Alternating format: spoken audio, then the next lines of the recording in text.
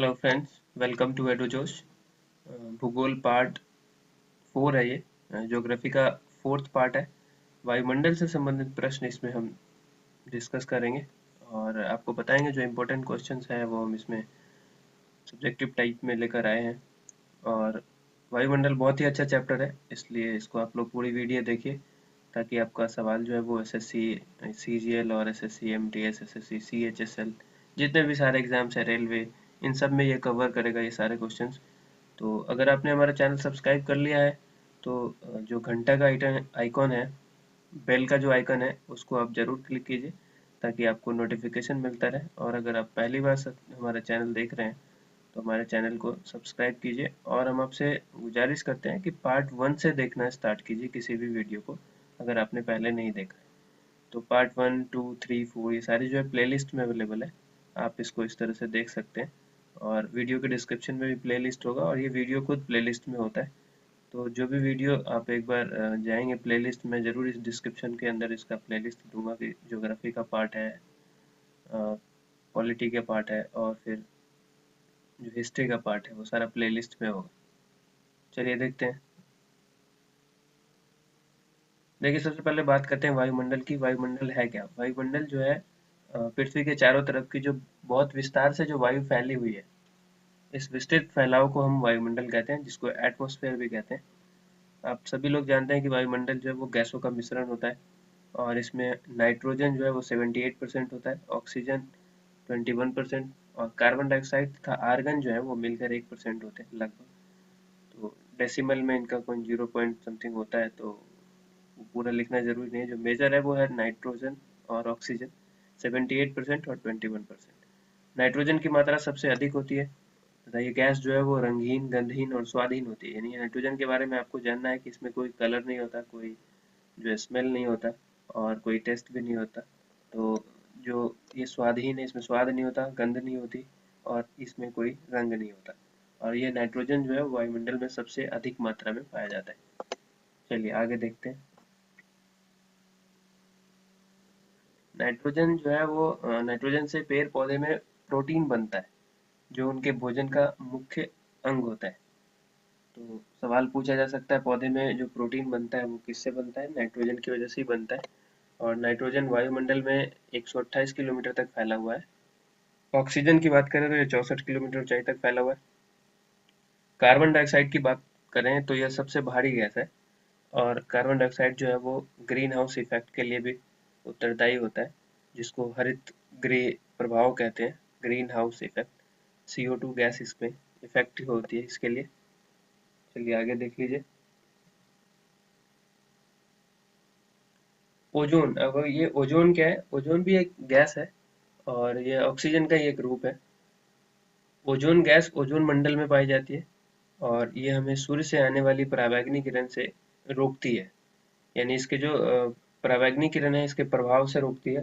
पराबैंगनी किरण के सारे आप सभी लोगों को नॉर्मली इफेक्ट मालूम होगा कि कैंसर जैसी घातक बीमारी जो है वो इसी से होती है, पराबैंगनी किरण। और त्वचा के रोग भी होते हैं, तो पराबैंगनी किरण को अल्ट्रावायलेट रे भी कहा जाता है। सवाल पूछा जा सकता है कि ओजोन परत जो है वो, ओजोन मंडल जो है वो किस रे को रोकती है? तो ये अल्ट्रावायलेट रे है, पराबैंगनी किरण।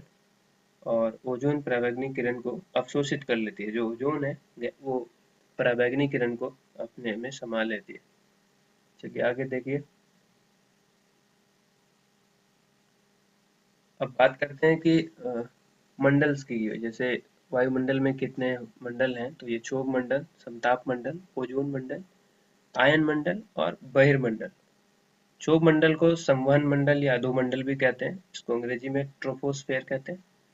ये वायुमंडल की सबसे निचली परत होती है और 8 किलोमीटर, ये जो है इसकी ध्रुवों पर जो ऊंचाई है वो 8 किलोमीटर तथा विषुवत रेखा पर लगभग 18 किलोमीटर होती है। और अगर आप तापमान में गिरावट की बात करें तो 165 मीटर की ऊंचाई पर अगर इस मंडल में देखा जाए तो 1 डिग्री सेंटीग्रेड जो है वो तापमान डाउन हो जाता है, यानी घट जाता है। और वायुमंडलीय घटना जैसे कि आंधी, बारिश, बादल का गरजना, ये सारी जो घटनाएं हैं वो क्षोभ मंडल में होती है। अब समताप मंडल की बात करें तो समताप मंडल जो है जिसको स्ट्रेटोस्फेयर कहते हैं और इसमें तापमान जो है वो हमेशा समान रहता है, इक्वल टेम्परेचर होता है। आगे देखिए स्लाइड में, वायुयान जो उड़ती है, जो एयर प्लेन है वो जो फ्लाई करती है, तो उनके लिए जो अनुकूल होता है, एक मौसम होता है, एक वातावरण होता है, तो उनके लिए जो यही है, जो आपका समताप मंडल है, ये इसके लिए अनुकूल होता है, यानी उड़ान इसी में बढ़ जाती है। यह ध्रुवों पर सबसे अधिक मोटी है, जो ये परत समताप मंडल है, ये आपको मोटी है ध्रुवों पर सबसे अधिक। और इसमें जो है कभी-कभी विशेष प्रकार के मेघों का निर्माण होता है, एक बादल का निर्माण होता है जिसे मूलाभ मेघ, जिसको मदर ऑफ पर्ल क्लाउड भी कहते हैं, तो ये याद रखिएगा। कभी-कभी विषुवत रेखा पर भी जो है वो समताप मंडल की मोटाई बिल्कुल कम हो जाती है, नहीं दिखती है, बट नॉर्मली जो है ये ध्रुवों पर इसकी जो है सबसे अधिक मोटाई होती है। अब ओजोन मंडल जो है ओजोनोस्फेयर कहते हैं इसको। इसमें ओजोन परत होती है। ओजोन परत को सीएफसी गैस नष्ट करती जा रही है। सीएफसी गैस कौन सी है? क्लोरोफ्लोरोकार्बन। ओजोन परत की मोटाई नापने के लिए कि कौन सी यूनिट का इस्तेमाल किया जाता है, सवाल पूछा जा सकता है, इसलिए इसमें हमने डिस्कस किया है कि ओजोन परत की मोटाई नापने के लिए डाप्सन यूनिट का इस्तेमाल किया जाता है। तापमान जो है इसमें टेम्परेचर की बात करें तो 1000 मीटर पर 5 डिग्री सेंटीमीटर जो है वो तापमान बढ़ जाता है। पहले हमने बताया था कि वहाँ पर 165 सेंटीमीटर की ऊंचाई पर तापमान जो है क्षोभ मंडल में घट जाता है, और यहाँ 1000 मीटर पर जो है वो 5 डिग्री सेंटीग्रेड टेम्परेचर बढ़ जाता है। अब देखिए आयन मंडल की बात करते हैं। आयन मंडल की बात करते हैं तो संचार उपग्रह, जो भी सैटेलाइट जो है, दूर संचार वाले सैटेलाइट जो है वो इसी मंडल में होते हैं। रेडियो तरंगे, जो लॉन्ग रेडियो वेव होती है और शॉर्ट रेडियो वेव होती है, दो तरह की। तो ये रेडियो तरंगे और जो आपको संचार उपग्रह है वो इसी मंडल में होती है।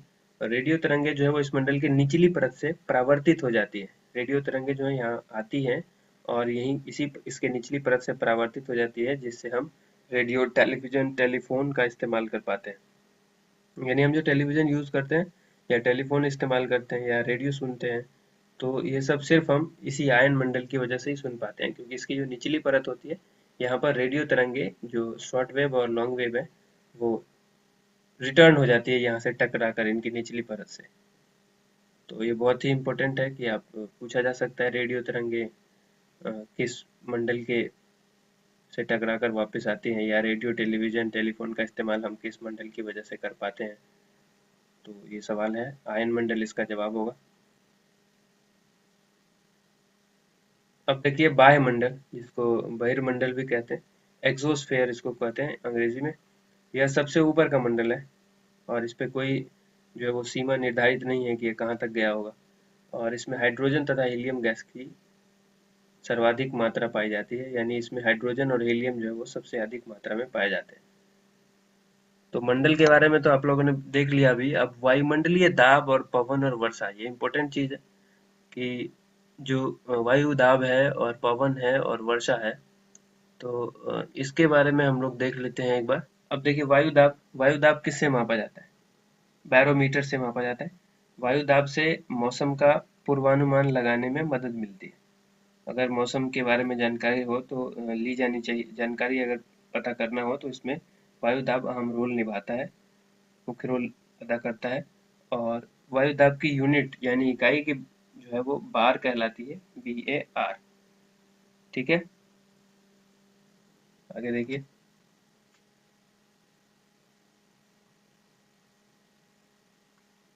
पवन, अब जैसे पवन है तो पवन जिसको विंड कहते हैं, इसमें तीन तरह की पवन होती है, एक प्रचलित, मौसमी और स्थानीय। तो प्रचलित पवन, स्थानीय पवन और मौसमी पवन को एक एक करके देख लेते हैं। प्रचलित पवन जो है वो पवन है जो पृथ्वी पर विस्तृत क्षेत्र में एक ही दिशा में लगभग सालों भर चलती रहती है, तो उसको प्रचलित पवन कहते हैं। और नॉर्मल ये अस्थाई पवन होती है। उसके बाद आपका आ गया, इसके एग्जाम्पल हैं कुछ, जैसे पछुआ, व्यापारिक। और स्थानीय पवन के बारे में बात करें तो स्थानीय पवन जो है वो, स्थानीय पवन ऐसी पवन है जो कि किसी खास स्थान को डिनोट करती है, जैसे कि चिनूक है और फॉन है, हरमट्टन है, सिरोको है, तो इन सब के बारे में डिस्कस करेंगे, लेकिन अभी पहले मौसमी पवन के बारे में देख लेते हैं। मौसमी पवन क्या है? मौसमी पवन मौसम या समय के परिवर्तन के साथ जिस पवन की दिशा बदल जाती है उसे मौसमी पवन कहते हैं, और इसको मानसूनी पवन कहते हैं, स्थल समीर और समुद्री समीर भी कहते हैं, समीर को ही पवन भी कहते हैं।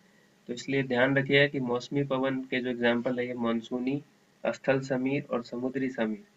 तो मौसमी पवन का सबसे अच्छा जो आपको डेफिनेशन दिया गया कि मौसम या समय के परिवर्तन के साथ जिन पवनों की दिशा बदल जाती है, मौसम परिवर्तन हुआ और दिशा डायरेक्शन चेंज हो गया, तो ऐसे पवन को क्या कहते हैं? मौसमी पवन, यानी मौसम की वजह से इनकी दिशा बदलती है। अब स्थानीय पवन आपको बताया कि किसी खास स्थान को डिनोट करते हैं। अब जैसे है कि चिनूक, ये कहाँ है? तो संयुक्त राज्य अमेरिका और कनाडा जो है, इन पे रॉकी पर्वत श्रेणी के पूर्वी ढाल के साथ चलती है, और ये गर्म और शुष्क हवा होती है। जो स्थानीय पवन है, नॉर्मली ये सारी जो है वो प्रमुख गर्म होती है और स्थानीय पवन होती है। तो इसमें हमने बता दिया आपको ये कि चिनूक, तो चिनूक सवाल में कई बार आ जाता है कि चिनूक कैसी हवा है, तो स्थानीय पवन है और ये गर्म है।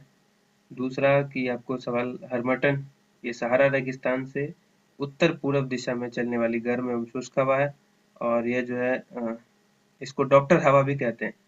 कई बार ये गिनी तट पर इसे डॉक्टर हवा के नाम से जानते हैं। उसके बाद एक सिरोको है, जिस जो सहारा मरुस्थल से भूमध्य सागर पार करते हुए इटली तक पहुंचती है। तो इटली में इसको सिरोको नाम से जानते हैं, और मिस्र में इसको खमसिन नाम से जानते हैं। तो खमसिन पूछा जाता है कि सिरोको जो है को मिस्र में किस नाम से जानते हैं, जो स्थानीय पवन है, और स्पेन में इसको किस नाम से जानते हैं, तो स्पेन में इसको लेबेक के नाम से जानते हैं। और लीबिया है, तो लीबिया में इसको किस नाम से जानते हैं, लीबिया में इसको गिबिली के नाम से जानते हैं। तो ये चीजें थी जो पवन से रिलेटेड थी, स्थानीय पवन। तो पवन के अंदर ये प्रचलित, स्थानीय और मौसमी, जो इम्पोर्टेंट फैक्ट था वो हमने यहाँ पे लाया। बहुत ज़्यादा डिटेल में पढ़ने की ज़रूरत नहीं है, क्योंकि जो क्वेश्चन है वो इतने ही हो सकते हैं, इससे ज़्यादा क्वेश्चन नहीं पूछे जाते हैं। चलिए आगे देखते हैं। अब एक सिमूम है, और जो उसी पवन का, स्थानीय पवन का ही है। सिमूम जो है वो अरब के रेगिस्तान में से चलती है, और ये शुष्क हवा है और गर्म भी है, शुष्क के साथ साथ गर्म भी है। उसके बाद एक आपका नार्वेस्टर है, आपने नार्वेस्टर का नाम सुना होगा। ये न्यूजीलैंड के उच्च पर्वत से उतरने वाली गर्म एवं शुष्क हवा है। नार्वेस्टर के बारे में कई बार पूछा जाता है, तो ये न्यूजीलैंड से रिलेटेड है। अब देखिए खास जो चीज है वो चक्रवात और प्रति चक्रवात। चक्रवात में क्या होता है बेसिकली कि जो ये आपने सुना होगा कि चक्रवाती वर्षा भी होती है। तो चक्रवात द्वारा जो वर्षा होती है उसको चक्रवाती वर्षा कहते हैं। और एक वर्षा का पीछे हमने टॉपिक लिखा था, उस वर्षा के बारे में नहीं बताया। वर्षा आपको पता ही है कि जब जब जलवाष्प की बूंदें जल के रूप में पृथ्वी पर गिरती है तो उसको ही वर्षा कहते हैं। और इसमें कई तरह की होती है, संवहनीय वर्षा होती है, पर्वतकृत वर्षा होती है, चक्रवाती वर्षा होती है।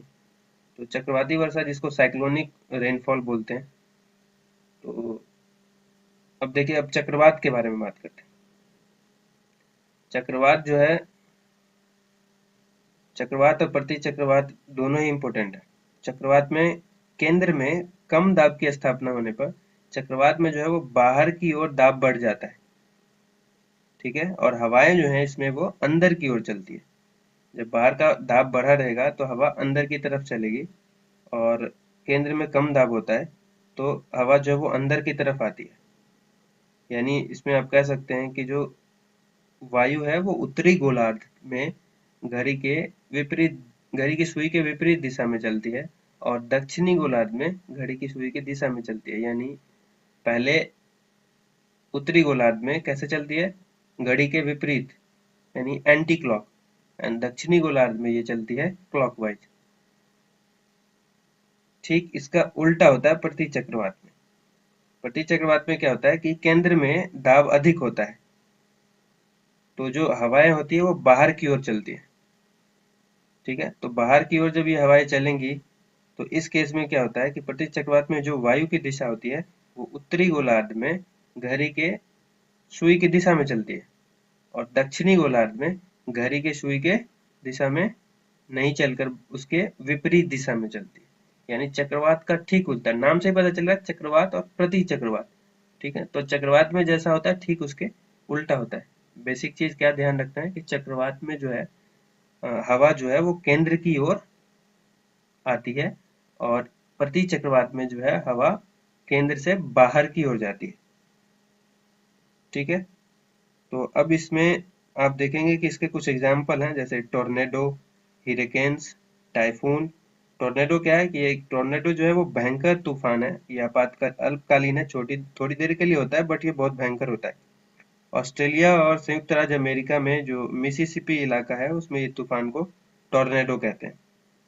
तो लगभग इसका जो वेग होता है ना, 300-350 किलोमीटर प्रति घंटा के आसपास होता है, तो ये काफी तेज होता है, आपने भी कई बार सुना होगा।